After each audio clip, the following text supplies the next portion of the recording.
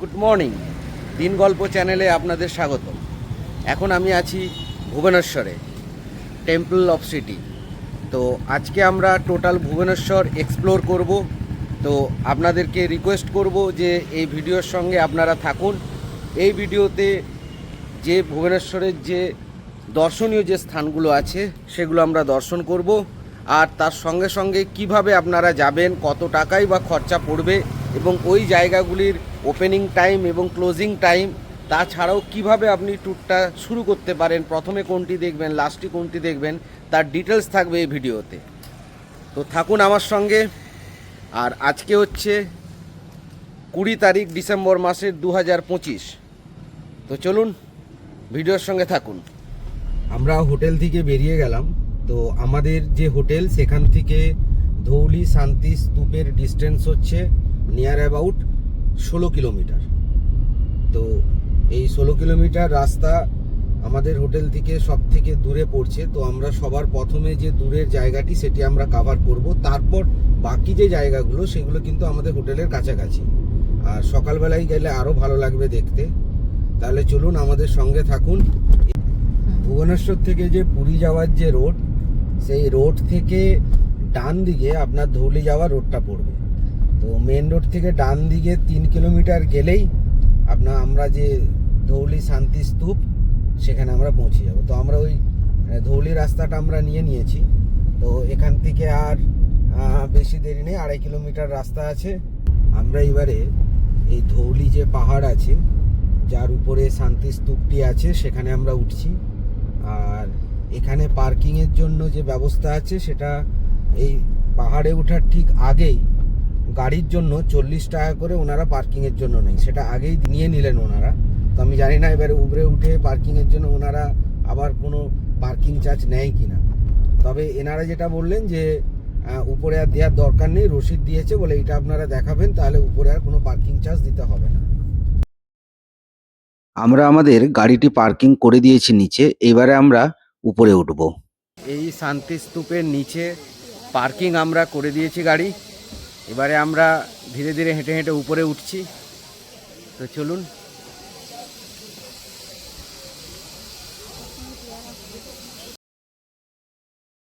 ভুবনেশ্বর শহর থেকে এই ধৌলির দূরত্ব 5.5 কিলোমিটারের মতো।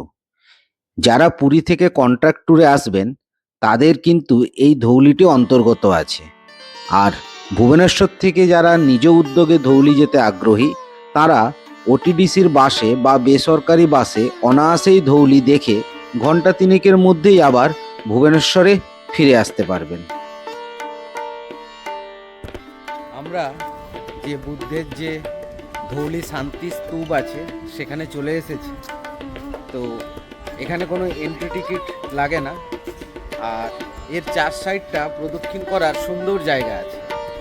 আর মেন যে আপনার স্টেয়ার দিয়ে যে আপনি মন্দিরে ওই স্তূপে যাবেন সেখানে হচ্ছে আপনার ছবি তোলার জন্য দারুণ। প্লাস এই দেখুন আমরা যখন সাইডে চলে এসেছি এখান থেকে আপনার নিচের পুরো সিটিটা দেখা যাচ্ছে।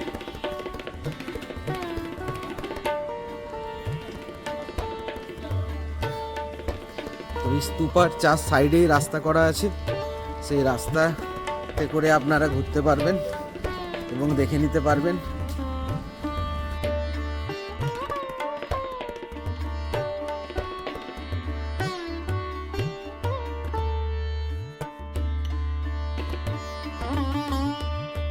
এটি একটি ইতিহাস বিজড়িত স্থান। এক সময় এই স্থানটির বিস্তীর্ণ অঞ্চল জুড়ে ফাঁকা মাঠ ছিল। এখানে খ্রিস্টপূর্ব 261 অব্দে সম্রাট অশোক ও কলিঙ্গ রাজের মধ্যে তুমুল রক্তক্ষয়ী যুদ্ধ হয়। যুদ্ধে সম্রাট অশোক জয়লাভ করেন। যুদ্ধে অসংখ্য অসহায় মানুষের মৃত্যু দৃশ্য ও রক্তক্ষয় দেখে অশোক পরিতাপ জ্বালাই জর্জরিত হন। তিনি যুদ্ধক্ষেত্রেই শপথ গ্রহণ করেন, আর যুদ্ধ নয়। জীবনের অবশিষ্ট দিনগুলি তিনি জনহিতকর কাজের মধ্যে নিজেকে লিপ্ত রাখবেন। প্রেম আর ভালোবাসা দিয়ে মানুষের মন জয় করবেন, অসির মাধ্যমে নয়। সেখানে ধৌলি পাহাড়ের গায়ে সম্রাট অশোক কথাটি উৎকীর্ণ করে দিয়েছিলেন, সব মানুষই আমার ভাই। আর উৎকীর্ণ করেছেন তার 13টি নিষেধাজ্ঞা। অশোকের শিলালিপি ব্রাহ্মী লিপিতে উৎকীর্ণ করা হয়েছিল। আর শিলালিপির গায়ে রয়েছে হাতির মূর্তি, সম্মুখভাগ। জাপানের বৌদ্ধ সংঘ 1972-এর মাঝামাঝি নিজেদের ব্যয়ে ধৌলি পাহাড়ের শীর্ষদেশে পবিত্র শান্তিস্তূপ গড়ে তুলেছে। স্তূপটি আগাগোড়া শ্বেত পাথরের তৈরি। এর নামকরণ হয়েছে সর্বধর্ম বিহার। ধৌলি শান্তিস্তূপের চারদিকে বিভিন্ন ভঙ্গিমায় বুদ্ধের 4টি মূর্তি স্থাপন করা হয়েছে, যার গঠনশৈলী দেখলে সত্যি অবাক হতে হয়।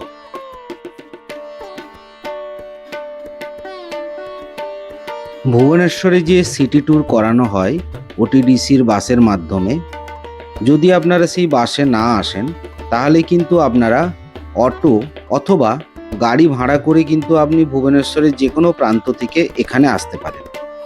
আর যারা পুরী থেকে আসবেন তাদের তো কন্ট্রাক্ট ট্যুরের মধ্যে এই ধৌলি শান্তিস্তূপটি কিন্তু অন্তর্গত আছে, তো তাদের ক্ষেত্রে কোনো অসুবিধা হবে না।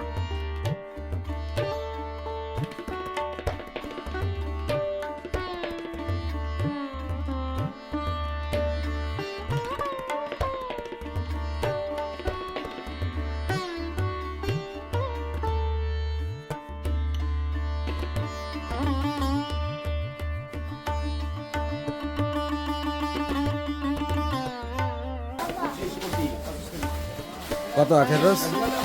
ছোট 20 টাকা আছে, বড় 25 টাকা আছে। দাও 20 টাকার দাও, তিনটা দাও। দেখো না, আমি তো বলছি না, কিছুই বলবো না। এই শান্তিস্তূপে যাওয়ার রাস্তার ধারে আপনারা অনেকগুলি দোকান দেখতে পাবেন, তো স্মৃতি হিসাবে কোনো কিছু জিনিস আপনারা কিনতে পারেন। এবার আমরা এই পাহাড় থেকে নিচে নেমে যাব এবং এরপরে আমরা যাচ্ছি লিঙ্গরাজ টেম্পল। এখান থেকে কত কিলোমিটার রাস্তা বা কত দূর সেটা আমরা গাড়িতে যেতে যেতে আপনাদেরকে সেই ইনফরমেশনগুলো দেব। আর এখানে আপনার এই শান্তিস্তূপায় উঠতে গেলে দেখবেন পাশে অনেকগুলো দোকান আছে, তো আপনারা চাইলে এই দোকান থেকে আপনারা কিছু জিনিস কিনতে পারেন। আর এখানকার আখের রসটা খুবই ভালো। 20 টাকা করে গ্লাস নিল, ছোটো গ্লাস, আর 25 টাকা হচ্ছে বড় গ্লাস। তো আখের রসটাও ট্রাই করে দেখতে পারেন, আমাদের তো খুব ভালো লাগবে। তো চলুন এরপরে আমরা যাব লিঙ্গরাজ টেম্পল। তো এখান থেকে লিঙ্গরাজ টেম্পলের ডিস্টেন্স হচ্ছে 7.5 কিলোমিটার। তো আমাদের যেতে সময় লাগবে 20 মিনিটের মতো। সবার প্রথমে আমরা লিঙ্গরাজ টেম্পলের উত্তর দিকের গেটের কাছে চলে এলাম, যেখানে আছে লর্ড কার্জনের পাটাতন বা স্টেজ, যেখান থেকে মন্দিরের ভেতরের অনেকটা অংশ দেখা যায়। এই লিঙ্গরাজ মন্দিরে হিন্দু ছাড়া অন্য কোনো ধর্মের মানুষের প্রবেশ নিষেধ। দেখুন, আমরা এখন এই মঞ্চের উপরে আছি। কি সুন্দরভাবে পুরো মন্দির চত্বর দেখা যাচ্ছে। এই মঞ্চটা সত্যি দারুণ জায়গায় তৈরি করা হয়েছে। লর্ড কার্জন বিধর্মী হওয়ার কারণে উনি মন্দিরের ভেতর প্রবেশ করতে পারেননি। তখন মন্দিরের বাইরে একটি মঞ্চ তৈরি করা হয়েছিল। যেখান থেকে তিনি দাঁড়িয়ে এই লিঙ্গরাজ মন্দির দর্শন করেছিলেন। দেখুন কি অপূর্ব দৃশ্য। এখন আমরা লিঙ্গরাজ টেম্পলে পেছনের দিকে যে গেট, সেই গেটের সামনে দাঁড়িয়ে আছি এবং এখানে দেখুন, এখানে একটি, যেহেতু ভেতরে আপনার ক্যামেরা এবং ফোন অ্যালাউ নেই, তার জন্য কিন্তু এখানে একটা জায়গা করা আছে যেখান থেকে কিন্তু আপনারা লিঙ্গরাজ টেম্পলের ভেতরে পুরো একটা দৃশ্য কিন্তু আপনারা এখান থেকে দেখতে পাবেন। আর সেই ছবি আমরা আমাদের ক্যামেরাতে ক্যাপচার করেছি। লিঙ্গরাজ মন্দিরের পূর্ব দিকের গেট দিয়ে প্রবেশ করতে হয়। চারিদিকে উঁচু প্রাচীর দিয়ে ঘেরা এই মন্দির।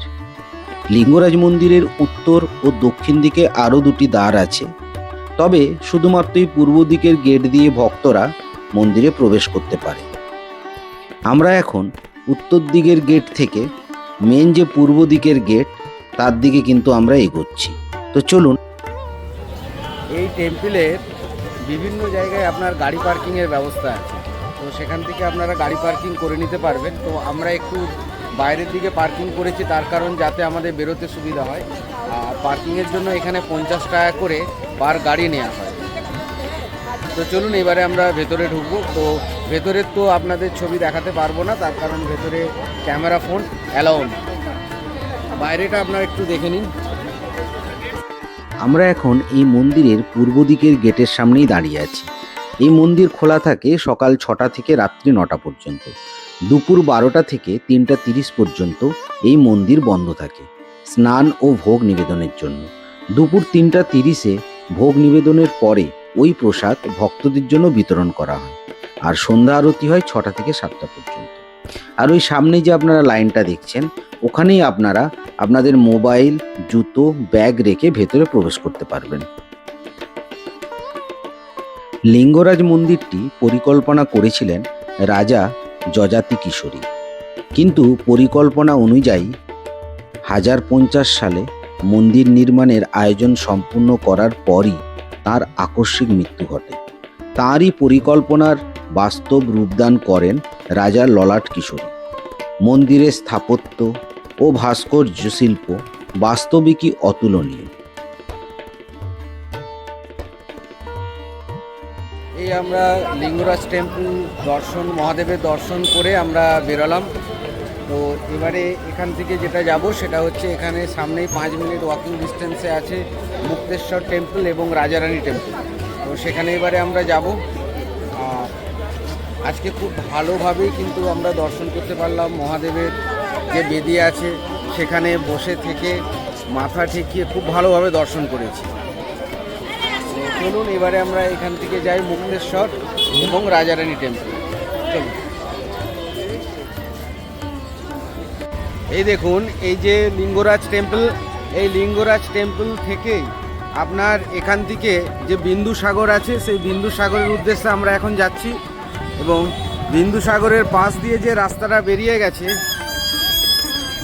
বিন্দুসাগরের পাশ দিয়ে যে রাস্তাটা বেরিয়ে গেছে, সেই রাস্তাটা দিয়ে কিছু দূর এগোলেই কিন্তু আমরা মুক্তেশ্বর টেম্পল পেয়ে যাব। দেখুন, আর ওয়াকিং ডিস্টেন্সে আপনার এই লিঙ্গরাজ টেম্পলের মেন যে দরজা আছে, সেই মেন গেট থেকে আপনার 1 কিলোমিটারের ডিস্টেন্স আছে। তো এই সামনের যে রাস্তাটা গেছে ওটা বিন্দুসাগরের রাস্তা, তার পাশ দিয়ে আমরা কিন্তু যাব। এই দেখুন, এই রাস্তাটা দিয়ে কিছুটা এগোলেই লেফট সাইডে আমরা বিন্দুসাগর দেখতে পাবো। লিঙ্গরাজ টেম্পলের উত্তরে বিন্দু সরোবর অবস্থিত।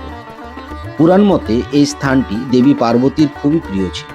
তিনি প্রতিদিন ভ্রমণে বেরিয়ে এখানে এসে কিছুক্ষণ অবস্থান করতেন। একদিন ব্যাস আর কৃত্তি নামে 2 অতিকায়ী দৈত্যের দ্বারা তিনি আক্রান্ত হন।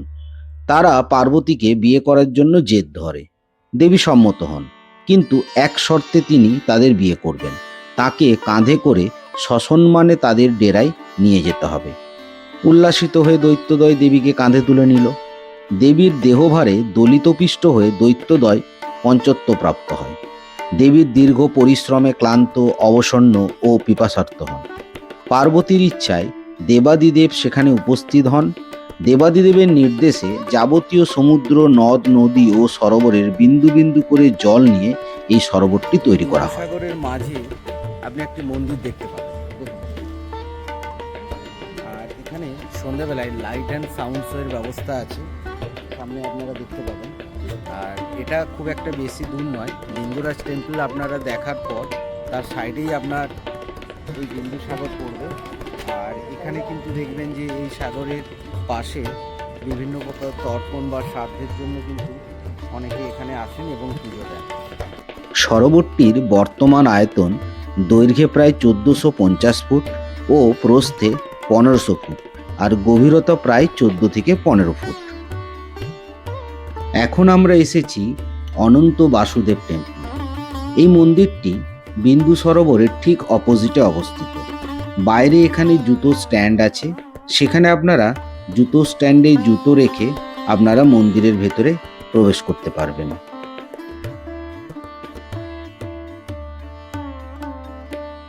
এই মন্দিরের অভ্যন্তরে অধিষ্ঠান করছেন ভগবান বিষ্ণু।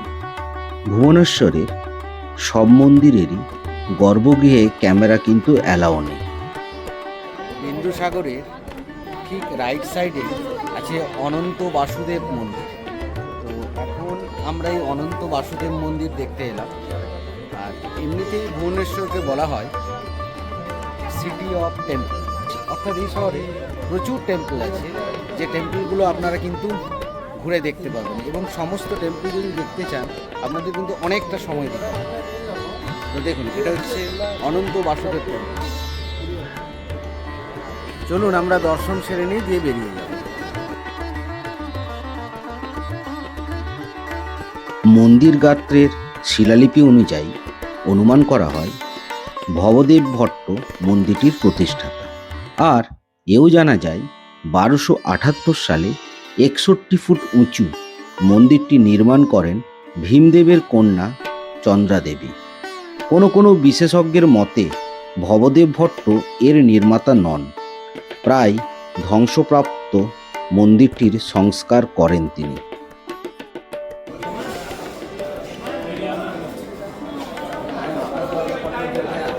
আপনারা যদি ঠাকুরের প্রসাদ খেতে চান তাহলে কিন্তু এই অনন্ত বাসুদেব টেম্পলে কিন্তু এখানে প্রচুর প্রসাদ বিক্রি হচ্ছে। তো আপনারা কিন্তু সেই প্রসাদ এখানে কিন্তু খেতে পারেন।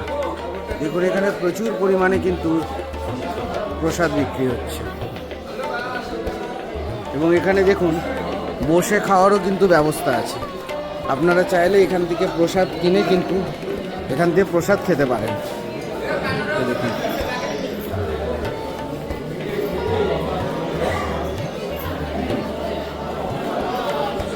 এই যে সারি সারি যে দোকানগুলি আছে, এখান থেকে 100 টাকার বিনিময়ে আপনি কিন্তু বসে এখানে কিন্তু ভোগ গ্রহণ করতে পারেন।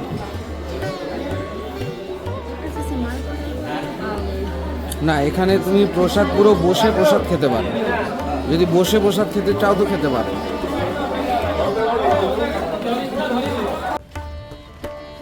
এই সামনে যে টেম্পলটি দেখছেন এটিকে বলছে ভবানী শঙ্কর টেম্পল, কিন্তু বর্তমানে এটা সংস্কারের জন্য এটাতে কিন্তু প্রবেশ নিষেধ আছে। তো বাইরে থেকে ওই জন্য আপনাদেরকেই মন্দিরটি দেখিয়ে দিলাম। এখন আমরা আছি পরশুরাম মন্দিরে।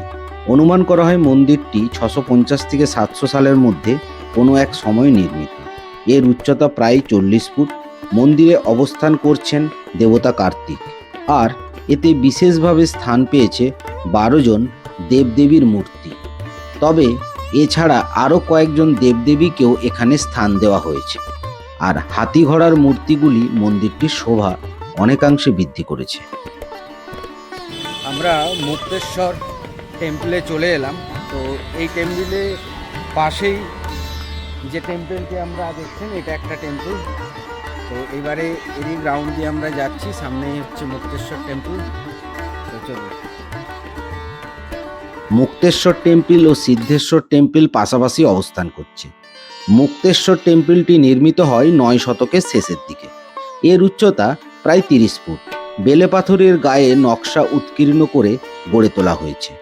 হিন্দু ও জৈন স্থাপত্যের সমন্বয়ে মন্দিরের যাবতীয় মূর্তি নির্মিত।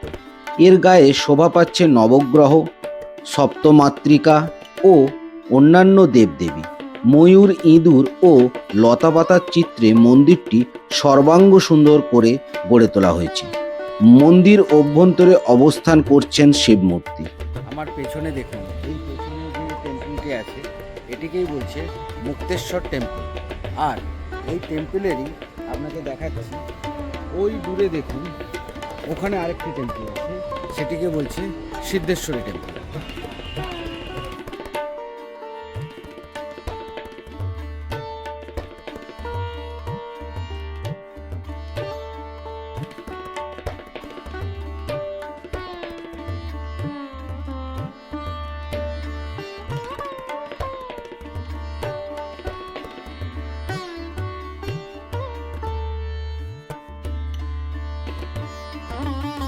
ওই টেম্পলটিকেই বলা হচ্ছে সিদ্ধেশ্বর টেম্পল। এই মন্দিরের অভ্যন্তরে অবস্থান করছেন অপূর্ব শোভামণ্ডিত পার্বতী পুত্র গণেশের দণ্ডায়মান মূর্তি। মন্দির গাত্রের দেবদেবী ও লতাপাতার ভাস্কর্যও কম আকর্ষণীয় নয়। এই মন্দির দুটির চারপাশের পরিবেশ খুবই শান্ত এবং মন্দির চত্বরটিও খুবই পরিষ্কার এবং পরিচ্ছন্ন। আমাদের ভুবনেশ্বর যে ট্যুর আমরা করছি, টোটাল ভুবনেশ্বরকে আমরা এক্সপ্লোর করব, যেখানে বিভিন্ন মন্দির এবং অন্যান্য যে জায়গাগুলো আছে সেগুলো আমরা আপনাদেরকে দেখাবো। তো আপনাদের কেমন লাগছে অতি অবশ্যই জানাবেন। তো এখন অলরেডি বাজে 12:30। তো এবারে আমরা যাব রাজারানী টেম্পল এবং রাজারানী টেম্পল দেখার পর তারপর আমরা লাঞ্চ করব এবং লাঞ্চ করে তারপর বাকি জায়গাগুলো আপনাদেরকে ঘুরে দেখাবো। তো চলুন। তো মুক্তেশ্বর টেম্পল আমরা দেখলাম এবং এবারে আমরা এসেছি রাজারানী টেম্পলে। তো এখানে টিকিটের ব্যবস্থা আছে, যদিও এই টেম্পলে কোনো দেবতা নেই। তো আমরা টিকিটটা কাটবো, টিকিট কেটে এবারে আমরা এই টেম্পলের ভেতরে ঢুকবো। তো আমরা রাজারানী টেম্পলে চলে এলাম। তো এই টেম্পলের এন্ট্রি ফি আছে। যদি আপনারা ক্যাশ পেমেন্ট করেন তাহলে 25 টাকা করে লাগবে, আর যদি আপনারা কিউআর কোড স্ক্যান করে ইউপিআইতে পেমেন্ট করেন তাহলে 20 টাকা লাগবে। আর মজার ব্যাপার হলো এই টেম্পলে কিন্তু কোনো দেবতা নেই, কিন্তু এর কারুকার্য এবং এর চার সাইডে যে অ্যাম্বিয়েন্সটা এটা কিন্তু খুব সুন্দর এবং খুব পরিষ্কার পরিচ্ছন্নভাবে ওরা এটাকে মেনটেন করে রেখেছে। দেখুন চার সাইডে গার্ডেন করা আছে। তো চলুন আমরা মন্দিরের ভেতরটা দেখি, প্লাস বাইরের যে কারুকার্য সেটা আপনাদেরকে দেখাই। এবং এটা একবারে রাস্তার উপরেই পড়বে। আপনারা চাইলে যদি আপনারা ট্রেনে করে এখানে আসেন, তারপর যদি টোটোতে করে আপনারা ঘুরতে চান তো ঘুরতে পারেন। টোটোর ভাড়ার সমস্ত ডিটেলস আমি এই ভিডিওতে দিয়ে দেব। এগুলো খুব কাছাকাছি, খুব একটা বেশি দূরে নয়। এর আগেই বলেছি যে মুক্তেশ্বর টেম্পল থেকে এটা কিন্তু খুব একটা বেশি দূরে নয়। সিদ্ধেশ্বর মন্দিরের সামান্য পূর্বে এই মন্দিরের অবস্থান। এই দেখুন এই মন্দির কিন্তু খালি, এর ভিতরে কিন্তু কোনো বিগ্রহ নেই। বিশেষজ্ঞদের মতে এটি 10ম শতকের শেষার্ধে নির্মিত।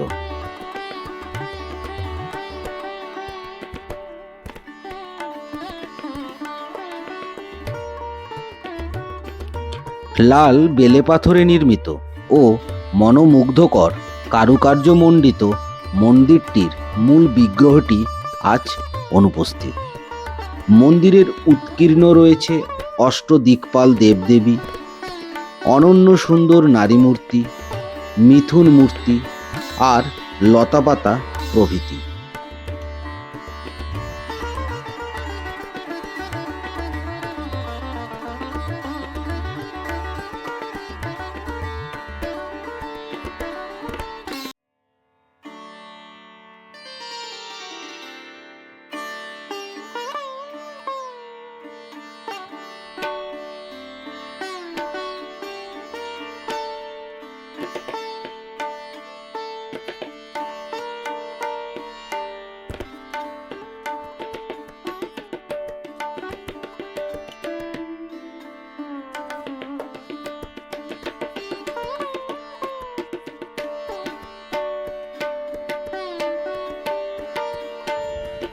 তো চলুন ভেতরে আপনাদেরকে দেখাচ্ছি। এই দেখুন,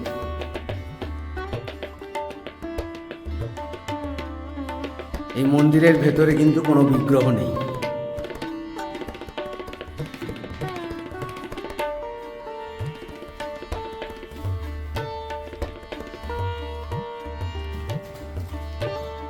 এই মন্দিরের ভেতরে কেন যে বিগ্রহ নেই, কিন্তু বিগ্রহ না থাকলেও মন্দিরের কারুকার্য কিন্তু খুব সুন্দর এবং এখনো অনেকটা কিন্তু অস্তিত্ব আছে সেই কারুকার্য।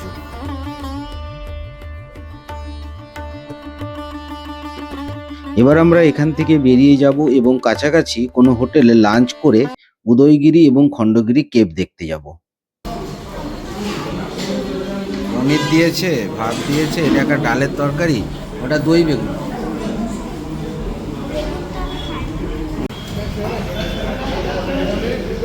তোর মা কোথায়? আয়।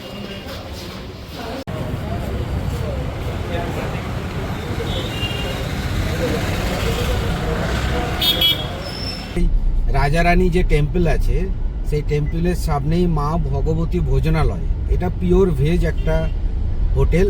তো এখানে খাবার খেলাম, 100 টাকা পড়লো আমাদের পার প্লেট। প্লেট বলবো না, মিলি বলা যেতে পারে। তো অনেকগুলো তরকারি ছিল, ভালো। এবারে আমরা যাচ্ছি খণ্ডগিরি এবং উদয়গিরি কেভ।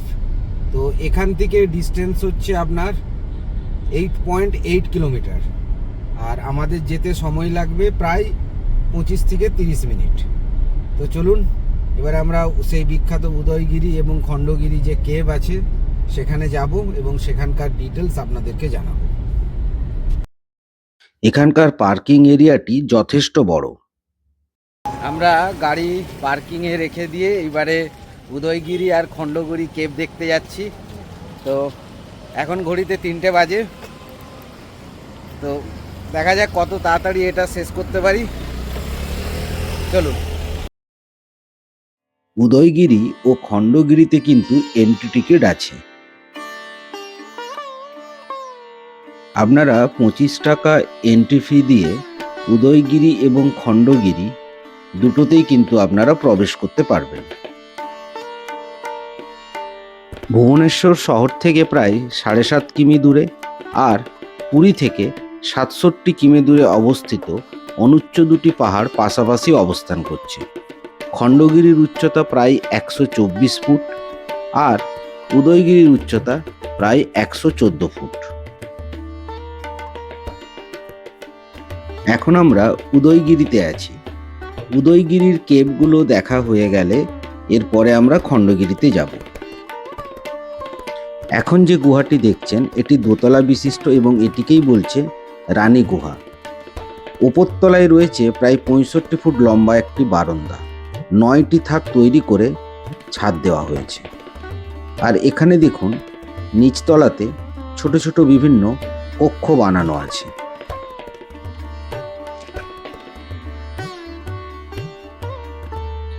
এই গুহাগুলির মধ্যেই বৌদ্ধরা তপস্যা করত। কথিত আছে কলিঙ্গ রাজা খারবেলা বহু অর্থ ব্যয় করে পাহাড় দুটোতে শতাধিক গুহা খনন করান, কিন্তু অবহেলা অবজ্ঞায় অধিকাংশ গুহায় আজ পাথর ও মাটি চাপা পড়ে নিশ্চিহ্ন হয়ে গেছে। খণ্ডগিরির তুলনায় উদয়গিরির সৌন্দর্য অপেক্ষাকৃত ভালো এবং আকর্ষণীয়।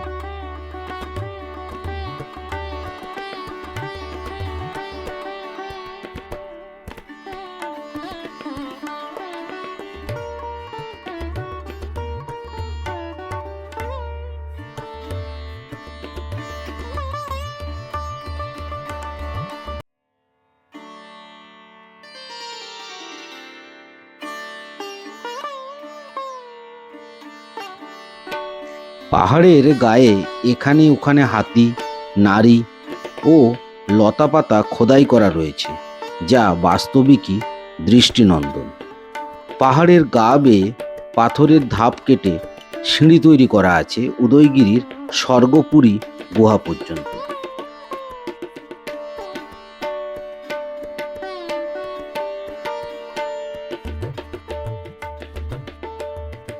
এবারে দেখুন দোতলার উপরে যে গুফাগুলো আছে সেগুলো কেমন দেখতে। এখানে দেখুন একটা বারান্দার মতো করা আছে, এই দেখুন একটা ছাদে একটা বারান্দার মতো করা আছে।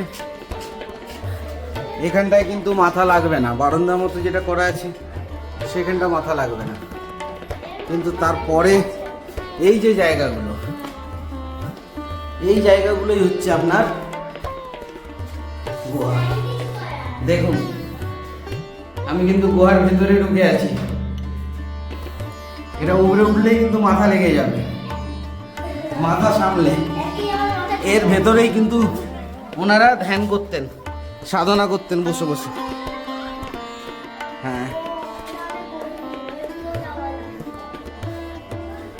এই দেখুন এটা ওনারা আরো এর ভেতরে খুঁড়ছিলেন, ভেতরে আরো পাথরকে কেটে কেটে ভেতরে আরো একটা লেয়ার তৈরি করতে চেয়েছিলেন, কিন্তু পুরোটা হয়নি, কিছুটা হয়েছে। আর এই যে দেখছেন থাম পোস্টের মতো একটা দাঁড়ানো হচ্ছে পিলার, এটা কিন্তু পুরো পাথরে কেটে কেটে করা হয়েছে।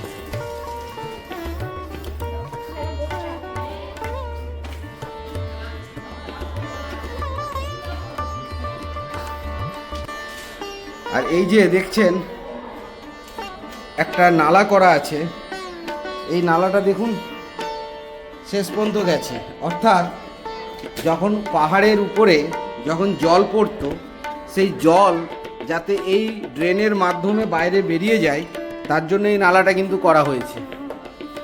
আর কারুকার্য অনেক নষ্ট হয়ে গেছে, তাও কিন্তু অনেক কারুকার্য এখানে দেখা যাচ্ছে। এই দেখুন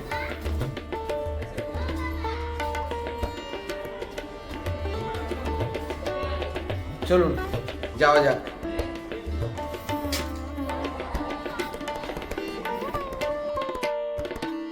জয় বিজয় গুহার দরজায় পাথর কেটে হাতির মূর্তি তৈরি করা হয়েছে।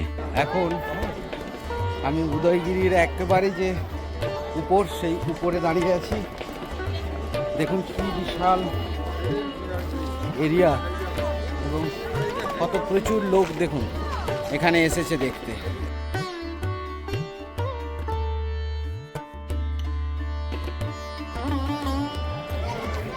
তো বন্ধুরা, এখন উদয়গিরি আর খণ্ডগিরি কেভ দেখতে এসে এই দুটির মধ্যে যে উদয়গিরি কেভ, সেখানে এখন আমি আছি। আর এখানে অনেক ধরনের কিন্তু কেভ আছে এবং সেই কেভগুলিকে নাম দেওয়া হয়েছে গুম্ফাই। যেমন এখানে রানী গুম্ফা আছে, রাজা গুম্ফা আছে, গণেশ গুম্ফা আছে, বাঘ গুম্ফা আছে, এরকম প্রচুর গুম্ফা এখানে আছে। পাথর কেটে কেটে এই গুম্ফাগুলো কিন্তু তৈরি করা হয়েছে।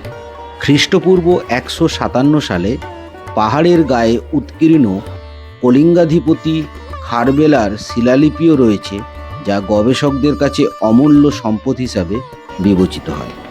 এই যে সামনে গুম্ফাটা দেখছেন, এই গুম্ফাটার নাম হচ্ছে পাতালপুরি গুম্ফা।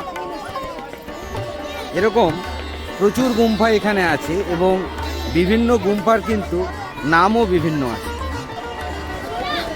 উদয়গিরি দেখা কমপ্লিট করে এখন আমরা খণ্ডগিরিতে এসেছি।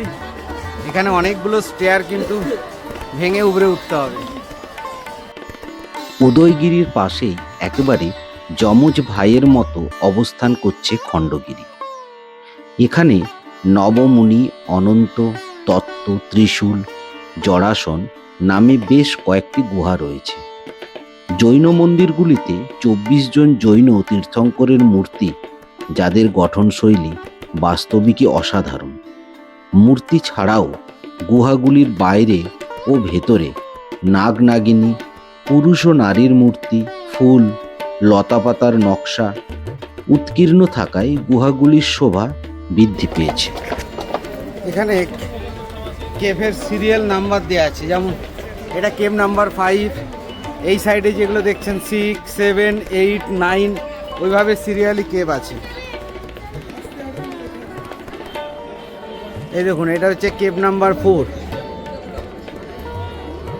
এইভাবে সিরিয়ালি কেভগুলো করা আছে। এই যে কেভটা দেখছেন, এটা হচ্ছে কেভ নাম্বার 2। এখানে দেখুন, এখানে লেখা আছে কেভ নাম্বার 2। তবে এই দিক থেকে কেভগুলো শুরু হয়েছে একবারে 9 নাম্বার কেভ পর্যন্ত।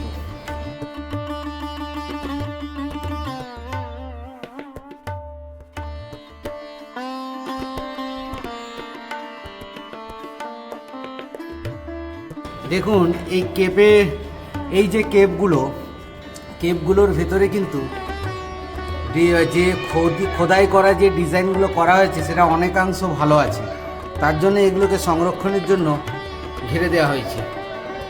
ভেতরে দেখুন একটি শিবের মূর্তিও দেখতে পাচ্ছি। এটা হচ্ছে কেভ নাম্বার 3। এখান থেকে উদয়গিরির সুন্দর একটা ভিউ পাওয়া যাচ্ছে। এখানকার জৈন মন্দিরটি বাস্তবিক চমৎকারিত্বের দাবি রাখে। খণ্ডগিরির একেবারে উপরে, পাহাড়ের উপরে চলে এসেছে, আর এই পাহাড়ের উপরে একটি সুন্দর মন্দির আছে। তো সেই মন্দিরের ছবিটিও আপনাকে দেখিয়েছি, আর এখান থেকে দেখুন পুরো ভুবনেশ্বরে দেখা যাচ্ছে। এটি একবারে খণ্ডগিরির পাহাড়ের উপরে আছে, দারুণ সুন্দর লাগছে। আপনারা খণ্ডগিরিতে এলে এই জৈন মন্দিরটির দর্শন অতি অবশ্যই করবেন। উদয়গিরি, খণ্ডগিরি আমরা দেখা কমপ্লিট হলো আমাদের। তো এইবারে আপনাদেরকে নিয়ে যাব এখান থেকে রাম মন্দির। তো চলুন এইবারে আমরা রাম মন্দির যাই, এবং রাস্তায় যেতে যেতে বলি যে কতটা ডিস্টেন্স এখান থেকে। তো চলুন রাম মন্দির যাই। আমরা উদয়গিরি আর খণ্ডগিরি দেখার পর এখন আমরা যাচ্ছি দেখতে রাম মন্দির। তো এখন রাস্তাতে আছি, আর বেশিক্ষণ সময় লাগবে না, আর 2 কিলোমিটার গেলেই আমরা রাম মন্দির পৌঁছে যাব। রাম মন্দির ভুবনেশ্বর শহরের একটি অত্যন্ত জনপ্রিয় ও পবিত্র হিন্দু মন্দির। এই মন্দিরে ভগবান শ্রীরাম, মাতা সীতা ও ভ্রাতা লক্ষ্মণের বিগ্রহ প্রতিষ্ঠিত। ভুবনেশ্বর মূলত শিব মন্দিরের জন্য বিখ্যাত হলেও এই রাম মন্দিরটি বৈষ্ণব সম্প্রদায়ের অন্যতম প্রধান উপাসনালয়। মন্দিরের উঁচু শিখর দূর থেকেই দেখা যায় এবং এটি শহরের গুরুত্বপূর্ণ ল্যান্ডমার্ক। মন্দির সকালে 5:30 থেকে দুপুর 12টা পর্যন্ত খোলা থাকে এবং বিকালে 4:30 থেকে রাত্রি 9:30 পর্যন্ত খোলা থাকে।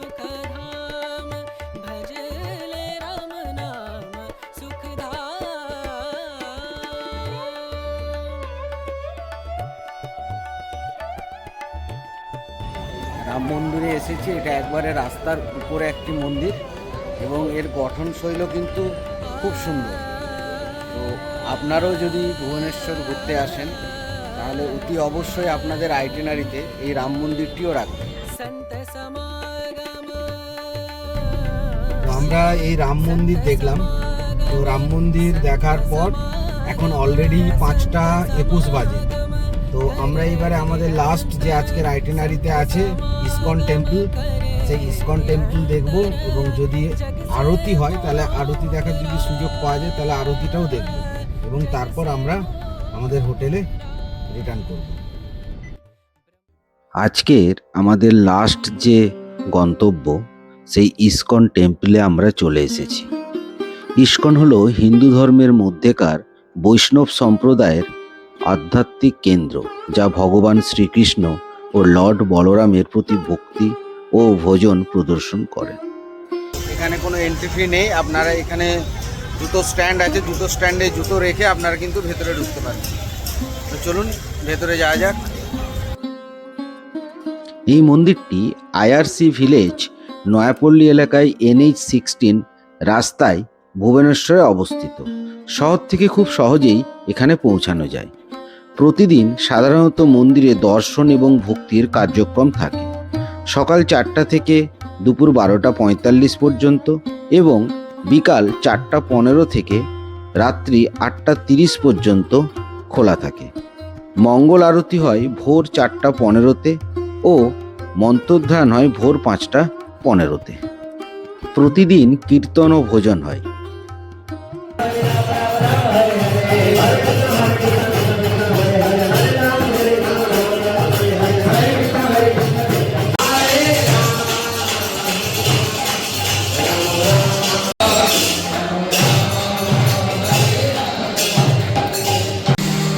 श्री हरिनाम संकीर्तन की।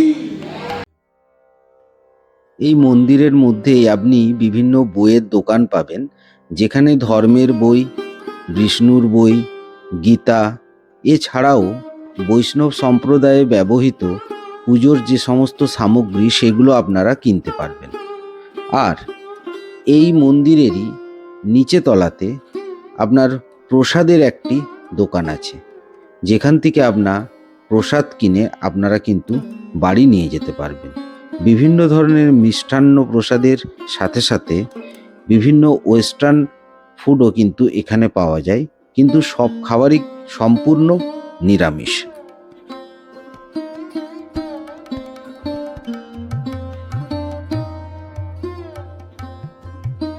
আপনারা দেখুন, এই যে নিচে তলার বাঁ দিকে যে জায়গাটি দেখতে পাচ্ছেন, এখানে কিন্তু ওনাদের রান্নাঘর আছে এবং যে সমস্ত প্রসাদ এখানে বিক্রি হচ্ছে সেগুলি কিন্তু ওই রান্নাঘরেই তৈরি করা হয় এবং যথেষ্ট পরিষ্কার পরিচ্ছন্ন। এই ভুবনেশ্বর যে এক্সপ্লোর আজকে আমরা ইসকন টেম্পল দিয়ে শেষ করলাম। আর এই ভিডিওটি অনুরোধ থাকবে আপনাদের শেষ পর্যন্ত দেখার। আর যদি ভিডিওটি ভালো লেগে থাকে অতি অবশ্যই আমাকে লাইক করবেন এবং এই চ্যানেলটি যদি সাবস্ক্রাইব না করা থাকে তাহলে কিন্তু অতি অবশ্যই চ্যানেলটি সাবস্ক্রাইব করে দেবেন। আর বেল আইকনটি অতি অবশ্যই আপনারা ক্লিক করবেন।